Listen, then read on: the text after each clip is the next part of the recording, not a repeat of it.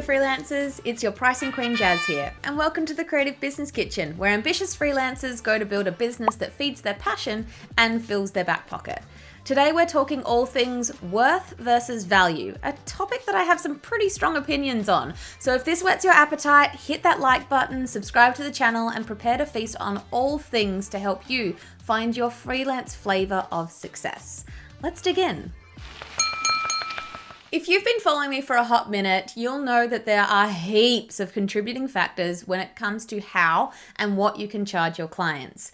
The cost of materials and the time that the job takes are not just what the job costs. They are the very tip of the iceberg. And today we're talking about another big contributor and the topic that can be somewhat complex: worth versus value. I'll be honest, this one has taken a lot of thought to put down into written words and then to bring to you. I don't want to make it seem like it's too simple, because it's not. And I also don't want to make it so complex that it doesn't make sense and makes you question my sanity. Keeping all of that in mind, here's a simple definition of worth versus value. Value is what the outcome of the deliverables means for the client. Worth is what the project means for you. Okay, let's break it down further. So value and how it helps you figure out your rates. When we're deciding how much to quote a prospective client, one of the key things to consider is the value of the services that you're providing them.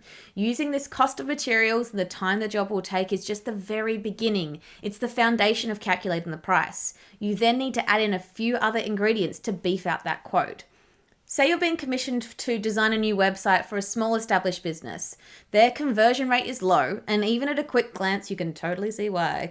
The UX, or user experience, is pretty poor, and people browsing can't find the information they need quickly and easily.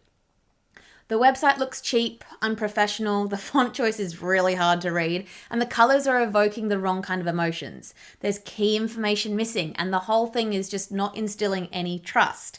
Now, because of your skills and your knowledge and creativity, your skills in web design, development, UX, and buying psychology, you know that you could transform this beast into something that's more beautiful and that actually might make them money. That's why you've been invited to submit a proposal for a whole new website. This business doesn't have the capacity or the interest in doing it themselves, but the future of their business may very well rest on what this website can do for them. This means that your services are potentially very valuable to the client. While you're a pro and might be able to smash it out in a few days, that's not the only thing that determines the price you charge. They stand to make higher profits than they ever had. You can streamline and automate the whole lot of admin tasks from their shiny new website. You could even set them up with a new marketing channel that they haven't actually been able to explore before. All of this is value added to their business that they wouldn't have without you. The price you quote should reflect all of this. Now let's look at worth and also how it helps you figure out your rates. So where value is mostly about the client, worth is mostly about you. You've probably heard the phrase, "What's it worth to you?" and never really given it much thought. People often ask it flippantly and are actually referring to the price, not the worth. The worth is talking about something much more than just the price someone is willing to pay for something. The worth of something is in an almost constantly changing state. Worth is highly dictated by the ebb and flow of life circumstances, so therefore rarely stays the same for very long. Say you're plodding along steadily in your creative freelance career. You've got a good portfolio under your belt, but still mainly working with smaller and lesser known businesses. If this is the type of client that is what you want, then great, nothing wrong. As long as you're happy, they're happy, bills are getting paid, tick, we're good. However, there may come a time where you want to level up your skills, your reputation, and the portfolio that you have by landing a big, well-known corporation. Having a Coca-Cola-esque client on your resume will open more doors, refine your skills and experience, and give you more reason to bump up those rates. Finally, the opportunity comes along and they contact you for a quote. You know this is the company who can afford to pay you the big bucks. But you also know that you're not the only one throwing your hat in the ring. This project is worth more to you than any other, simply because it would provide you with a whole lot more than just money. This is worth. You need to weigh up what the project would mean for you as a whole and take that into consideration when quoting your price. If it's about squeezing as much money from them and nothing else, you may decide to make this the highest quote you've ever done. However, if having them on your resume is worth a lot to you, you may consider a slightly lower rate because there's more at stake than just the money. Another example could be when you're in a dry spell and the work has been slow. There could be also other life challenges that mean you need to make some money fast. The combination of this may mean your rates become slightly lower than they have been in the past, or you just add more value to the price that you charge. A job that you might have previously quoted $1,800 becomes $1,500 because it means that you're more likely to land the particular client or they fit into a particular bracket that you've been trying to get.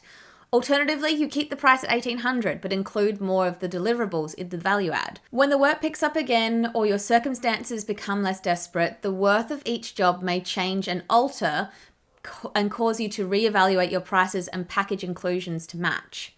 There are so many factors that determine what a project is worth to you. There have been some very high-paying jobs I've turned down because I knew the client was a nightmare to work with, or I questioned the ethics of a business and decided to pass them on, even though it was going to make me a lot of zeros. Worth is purely individual and will differ from person to person. When considering any job or project in front of you, ask yourself if the value of the client, job, project, or future gain is worth it to you right now. I do want to say that this is a very simplified outline of worth versus value, and it's actually quite a complex topic and can be difficult to understand at the best of times. I'm just all about handling those bite-sized pieces of information that begin to change your thinking and start you leveling up your business. Now, until the next time we meet around the table, consider the worth and the value of each project before you finalize your quote and hit send. It could be the difference between feast or famine. Order up! Alrighty, that is a wrap on today's video, my fellow culinary creative. I hope I've given you some food for thought when it comes to worth versus value and finding your own flavor of success. Now, let's not stop there. Let's all head over to creativebusinesskitchen.com to feast on even more resources and tools to help you grow a profitable freelance business. From creative calculators to gourmet guides, from finding hungry clients to charging with confidence as a creative, I serve everything you need to cook up a storm of profit and passion in your creative business. See you in the kitchen. Now go get a snack. You totally deserve it.